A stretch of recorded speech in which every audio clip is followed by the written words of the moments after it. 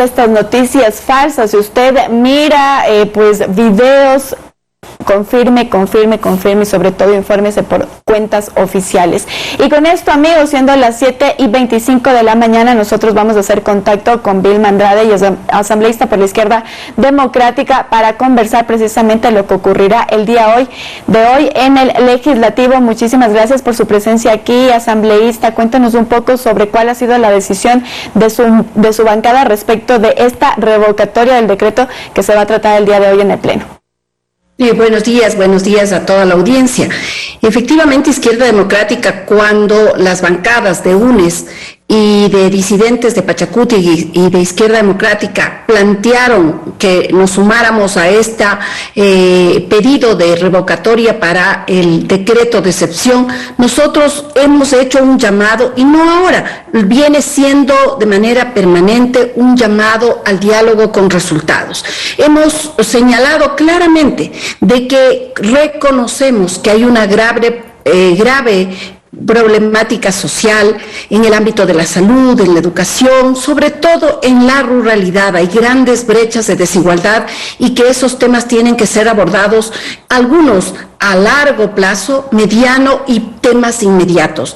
Ese ha sido nuestro llamado. Nosotros seguimos insistiendo que tenemos que buscar los mecanismos, y la propia Asamblea Nacional ha señalado el presidente de ser el instrumento que viabilice quizás ese diálogo. Vemos que el diálogo básicamente está roto, que no se encuentra ninguna salida. Las respuestas que el presidente ha dado, los ofrecimientos que ya ha determinado, no han sido tampoco asumidos por la CONAIE ni por los grupos que están en este momento en las movilizaciones. Por lo tanto, nosotros esperamos que este análisis que se hará el día de hoy, que hemos sido ya convocados, sea un análisis que vaya al tema legal, constitucional. Si vemos que algún artículo de ese decreto contiene una inconstitucionalidad, por supuesto que deberá modificarse, pero debemos entender que también en la independencia de funciones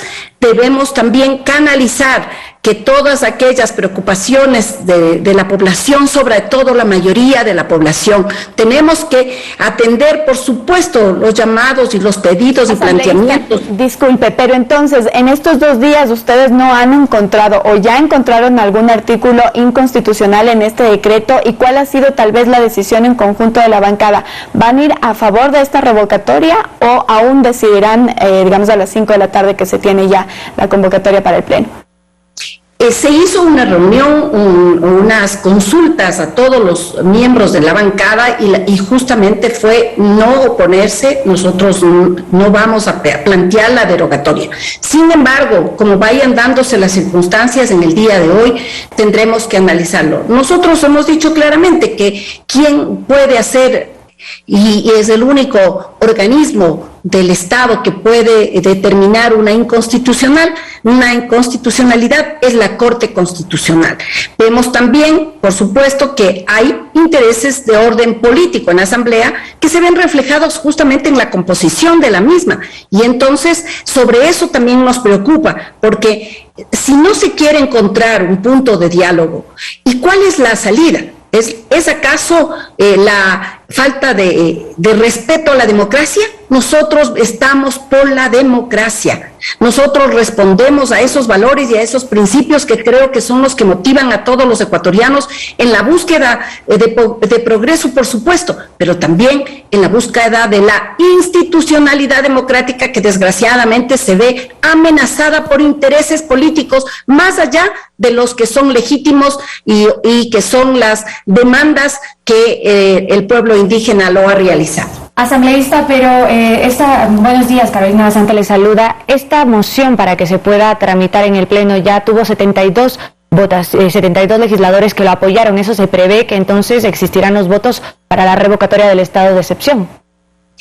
Es de suponer así.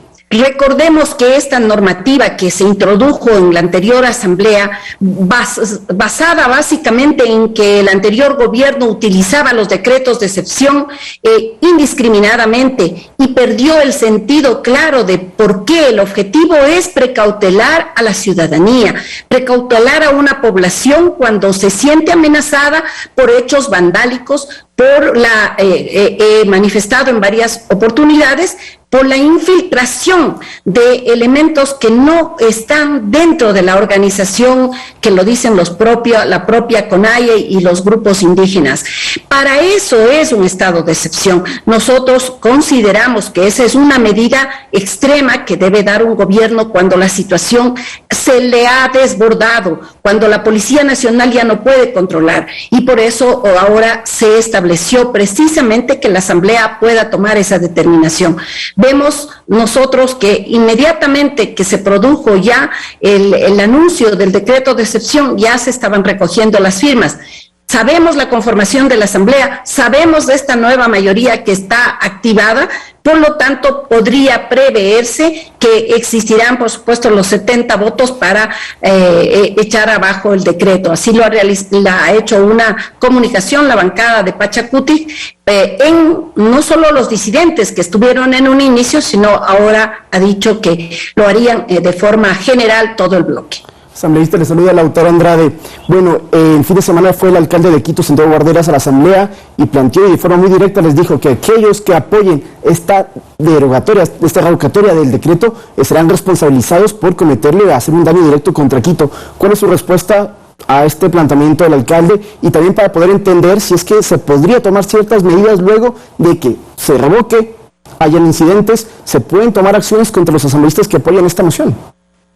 A ver, yo primero debo decir que básicamente la reacción del alcalde y de algunos alcaldes que se han sumado, básicamente de la provincia de Pichincha y el alcalde de Quito, es de la experiencia brutal que vivió Quito en el 2019.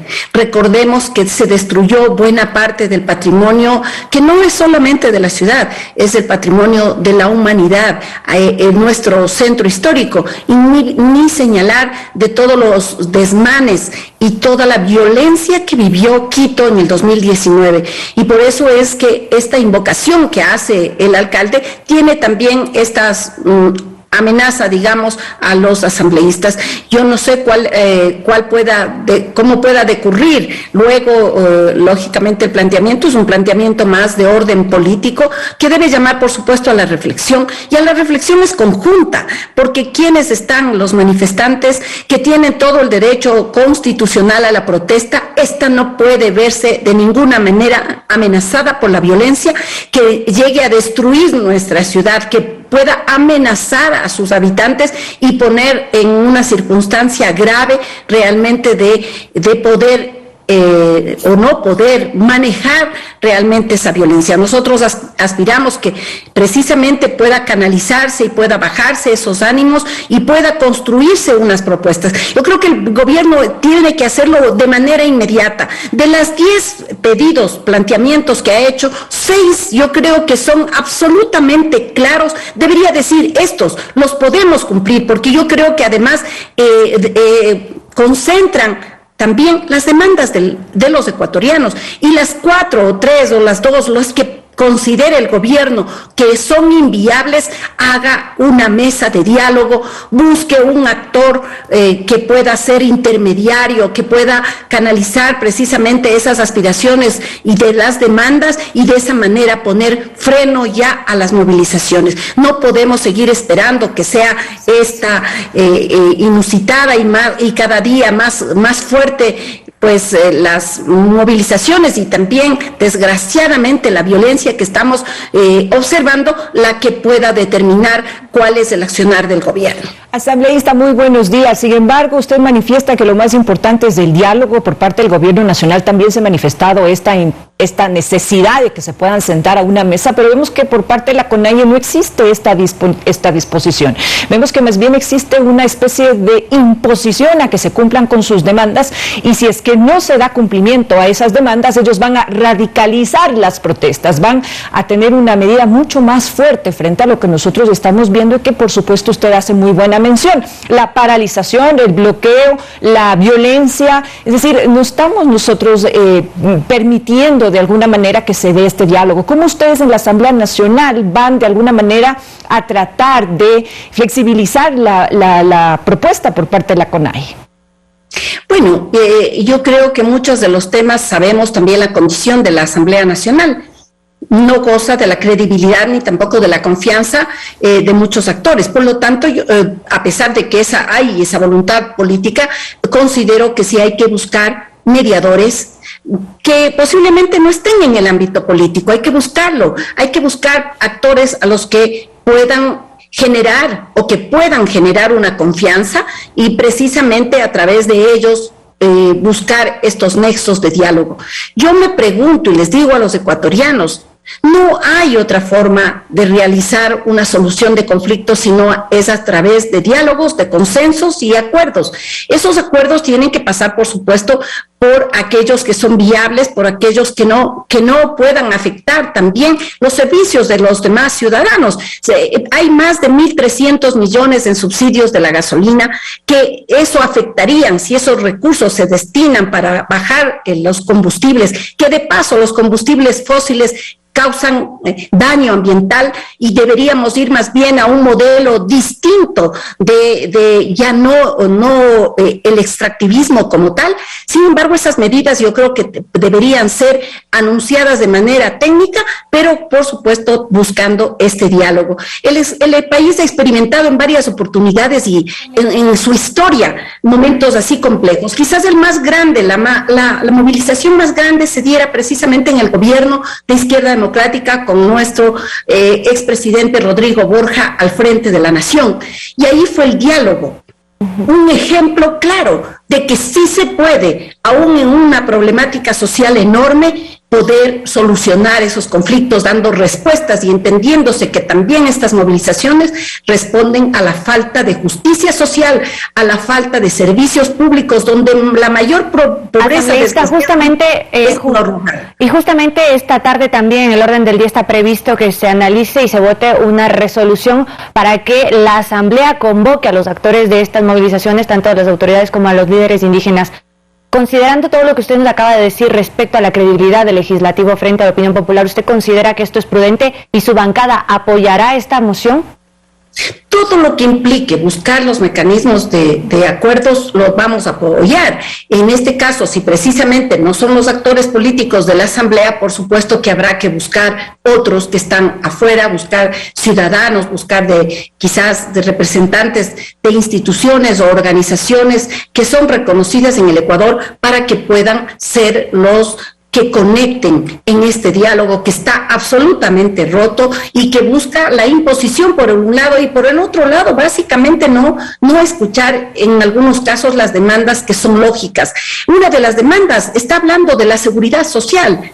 Y a eso nos sumamos, por supuesto, todos los ecuatorianos. Ahí hay una problemática de sostenibilidad que pone en riesgo inclusive la vida misma de la seguridad social, y eso implicaría el riesgo para los afiliados, para las viudas, para los huérfanos, para los jubilados. Y el gobierno lo que ha cancelado este momento es 140 millones que solamente son de las enfermedades catastróficas. No le ha dicho al país ¿cuál es el cronograma de pago? Supuestamente están esperando que se hagan las cuentas finales, a sabiendas que ya hay un acumulado de más de 8.500 millones de deuda. Entendemos la problemática también del Ejecutivo, por supuesto, pero creo que hay que buscar, por ejemplo, que el Banco del Pacífico, que intenta vender el presidente de la República y que es una preocupación también de Izquierda Democrática, que no lo haga y que puede servir más bien. Inclusive habíamos hablado de que ese sea un mecanismo de pago para la seguridad social o que sirva esa institución para prestar los créditos en primer piso y créditos productivos que tanto necesita y tanto demandan los ecuatorianos. Perfecto, muchísimas gracias a Vilma Andrade, legisladora por parte de la Izquierda Democrática, por comparecer esta mañana aquí en Noticias 7. Nosotros hacemos una corta pausa, amigos televidentes.